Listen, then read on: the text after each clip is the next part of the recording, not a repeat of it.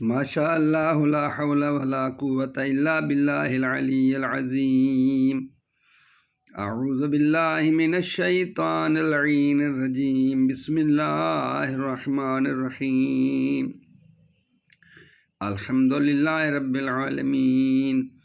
والصلاة والسلام علی سید الانبیاء والمرسلین وآلہ الطیبین الطاہرین المعصومین الذین اذهب اللہ عنہم الرجس وطہرہم تطہیرا۔ اما بعد فقد قال اللہ سبحانہ وتعالی فی کتابہ المجید، بسم اللہ الرحمن الرحیم۔ الم تر الی الملأ من بنی اسرائیل من بعد موسیٰ اذ قالوا لنبی لہ ابعث لنا ملکا نقاتل فی سبیل اللہ قال هل عسیتم ان کتب علیکم القتال الا تقاتلوا قالوا وما لنا الا نقاتل فی سبیل اللہ وقد اخرجنا من دیارنا وابنائنا فلما كتب عليهم القتال تولوا إلا قليلا منهم والله عليم بالظالمين۔ وقال لهم نبيهم إن الله قد بعث لكم طالوت ملكا قالوا أن يكون له الملك علينا ونحن أحق بالملك منه ولم يؤت سعة من المال۔ خالق کائنات نے حضرت موسیٰ علیہ السلام کی قوم بنی اسرائیل کو بہت سہولیات عطا کی، لیکن ان لوگوں نے ان سہولیات کا فائدہ اٹھانے کی بجائے انبیاء کی نافرمانی کرتے رہے، تو اسی قوم نے ایک نبی کی زندگی میں اس کا حکم ماننے سے کس طرح انکار کیا۔ آج کے بیان میں آپ کو یہ عرض کرنا چاہوں گا، یہ سب کچھ جو ہے یہ قرآن مجید میں لکھا ہوا ہے۔ اب پڑھنے والے اس کے اوپر غور کریں تو پتہ چل جائے گا کہ یہ جو انبیاء علیہم السلام ہوتے ہیں نا، ان کے جو اصحاب ہیں وہ سارے متقی اور پرہیزگار ہو سکتے ہیں یا نہیں ہو سکتے، اس کے متعلق آپ یہ قرآن مجید کی آیات جو ہے نا وہ پڑھ کر غور کر سکتے ہیں۔ یہ واقعہ جو ہے سورۃ بقرہ میں ہے، اور پارہ جو ہے وہ پارہ نمبر 2 ہے، اور اس کی آیت جو ہے وہ ہے 246 آیت نمبر 246۔ اس میں اللہ تعالیٰ نے ہمارے پیارے نبی حضرت محمد صلی اللہ علیہ وآلہ وسلم سے مخاطب ہو کر کیا فرمایا، اے پیغمبر، کیا آپ نے سرداران بنی اسرائیل کے واقعہ پر نظر نہیں کی جب انہوں نے موسیٰ علیہ السلام کے بعد اپنے عہد کے پیغمبر سے کہا کہ ہمارے لیے ایک بادشاہ مقرر کرو تاکہ ہم اللہ کی راہ میں جنگ کریں۔ پیغمبر نے فرمایا کہ اگر تم پر جنگ فرض کر دی جائے گی تو تم سے کچھ بعید نہیں کہ تم نہ لڑو، اور وہ بولے کہ ہم اپنے گھروں اور اپنے بال بچوں سے تو نکالے جا چکے ہیں، تو اب ہمارے لیے کون سا عذر ہے کہ خدا کی راہ میں نہ لڑیں۔ پھر جب ان پر جنگ فرض کر دی گئی تو ان میں سے ایک قلیل تعداد کے سوا باقی سب پھر گئے، اور اللہ تعالیٰ ظالموں کو خوب جانتا ہے۔ اور ان کے پیغمبر نے ان سے کہا کہ اللہ نے طالوت کو تمہارا بادشاہ مقرر کیا ہے۔ اس پر انہوں نے کہا کہ اس کو ہم پر کیوں حکومت مل چکی ہے، کیوں حکومت مل سکتی ہے، ہم میں سے بڑھ کر حکومت کے مستحق ہیں، کہ اس کو تو مال و دولت میں بھی کوئی وسعت نہیں دی گئی ہے۔ پیغمبر نے کہا اللہ نے تم پر حکمرانی کے لیے اسی کو منتخب کیا ہے، اور علم و جسم دونوں میں اسے بڑی فراخی دی ہے، اور اللہ اپنا ملک جس کو چاہتا ہے دے دیتا ہے، اور اللہ بڑی وسعت رکھنے والا اور سب کچھ جاننے والا ہے۔ اور اس کے بعد ان کے پیغمبر نے ان کو یہ بھی بتایا کہ طالوت کے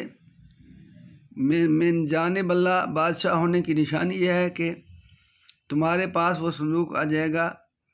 جس میں تمہارے رب کی طرف سے سامان تسکین ہوگا، جو یادگاریں آل موسیٰ اور آل ہارون چھوڑ گئے ہیں، اس صندوق کو فرشتے لے آئیں گے۔ اگر تم مومن ہو تو یہی ایک نشانی تمہارے لیے کافی ہے۔ پھر جب طالوت فوجوں سمیت اپنے مقام سے روانہ ہوا تو اس نے اپنے ہمراہیوں سے کہا کہ اللہ ایک نہر کے ذریعے تمہاری آزمائش کرنے والا ہے، تم جو کوئی سیر ہو کر اس نہر کا پانی پی لے گا وہ ہمارا آدمی نہیں، اور جو اس کو نہیں پیے گا وہ ہمارا آدمی ہے، مگر ہاں اپنے ہاتھ سے ایک آدھ چلو بھر کر پی لو تو کوئی مذائقہ نہیں، مگر ایک قلیل تعداد کے سوا سبھی نے اس نہر میں سے سیر ہو کر پانی پی لیا۔ پھر جب طالوت اور اس کے ساتھی مومنین نہر کے پار گئے تو انہوں نے طالوت سے کہا کہ آج ہم میں طالوت اور اس کی قوم فوجوں سے مقابلہ کرنے کی طاقت نہیں۔ اس پر وہ لوگ جنہیں یقین تھا کہ ان کو ایک دن اللہ سے ملنا ہے بول اٹھے کہ بارہا چھوٹی جماعتیں بڑی جماعتوں پر اللہ کے حکم سے غالب آئی ہیں، اور اللہ تو صبر کرنے والوں کے ساتھ ہے۔ اور جب طالوت اور اس کے فوجوں کے مقابلے پر نکلے، یعنی طالوت کی جو فوج تھی، وہ مومنین جو تھے، ان کو متعلق اللہ فرما رہا ہے قرآن مجید میں، اور جب جالوت اور اس کی فوجوں کے مقابلہ پر نکلے تو انہوں نے دعا کی کہ اے ہمارے رب ہم پر صبر کا فیضان فرما اور ہمارے قدم میدان جنگ میں جما دے اور کافروں کی جماعت پر ہم کو فتح دے۔ آخرکار انہوں نے اللہ کے حکم سے دشمنوں کو شکست دی اور جالوت کو داؤد نے قتل کر دیا، یعنی حضرت داؤد علیہ السلام نے، اور اللہ نے اسے سلطنت اور حکمت عطا کی اور جو کچھ اسے سکھایا اور جو کچھ چاہا اسے سکھا دیا، اور اگر اللہ بعض لوگوں کے ذریعے سے بعض کو نہ ہٹاتا تو زمین پر فساد پھیل جاتا، لیکن اللہ دنیا جہان کے لوگوں پر بڑا فضل کرنے والا ہے۔ تو یہ آیات جو تھیں قرآن مجید کی، جن کے اوپر آپ نے غور کیا بھی ہوگا اور غور کریں گے بھی صحیح، وہ یہ ہیں کہ قال ان اللہ اصطفیٰ علیکم وزادہ بسطۃ فی العلم والجسم، یعنی اس نبی نے فرمایا کہ اللہ نے اسے چنا ہے، کس وجہ سے؟ کہ وہ جسم اور علم کے لحاظ سے ان سب سے زیادہ بلند مقام رکھتے تھے، اور فرماتا ہے واللہ یؤتی ملکہ من یشاء، اللہ جسے چاہتا ہے ملک عطا کرتا ہے۔ تو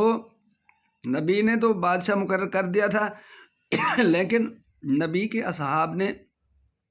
اسے بادشاہ ماننے سے صرف اس وجہ سے انکار کر دیا تھا کہ اس کے پاس اتنی زیادہ دولت نہیں تھی۔ واللہ واسع علیم، اللہ وسعت والا ہے اور علم والا ہے۔ وقال لهم نبیہم ان اللہ وقال لهم نبیہم ان آیت ملک ان یاتیکم التابوت فیہ سکینۃ من ربکم۔ اب اس کی حکومت کی ایک نشانی بھی بتائی کہ ایک تابوت آئے گا جس میں سکینہ ہوگا رب کی طرف سے، یعنی سکون کا سامان۔ وبقیۃ مما ترک آل موسیٰ و آل ہارون، اور موسیٰ علیہ السلام اور ہارون علیہ السلام کی آل کے ترکے میں سے کچھ ہوگا، تعمیر الملائکہ، اسے ملائکہ نے اٹھایا ہوا ہوگا۔ تو اب آپ غور کریں کہ نبی علیہ السلام کا زمانہ ہے اور نبی علیہ السلام کے ماننے والے لوگ ہیں، اور وہی لوگ جو اصحاب ہیں نبی کے وہ خواہش کر رہے ہیں کہ ہم میں سے کسی کو بادشاہ مقرر کریں۔ اب وہ بادشاہ مقرر ہو گیا تو ان لوگوں نے اسے بادشاہ ماننے سے انکار کر دیا۔ تو پھر ہمارے پیارے نبی حضرت محمد صلی اللہ علیہ وآلہ وسلم جب انہیں اللہ تعالیٰ کی طرف سے حکم ملا کہ آپ رسالت کا اعلان کر دیں، تو ہمارے پیارے نبی حضرت محمد صلی اللہ علیہ وسلم نے رسالت کا اعلان کر دیا۔ تو جب اعلان کر دیا تو پھر اللہ نے حکم دیا کہ فما محمد الا رسول، محمد تو صرف رسول ہیں، قد خلت من قبلہ رسل، اس سے پہلے بھی کئی رسول گزرے ہیں، جیسے موسیٰ علیہ السلام،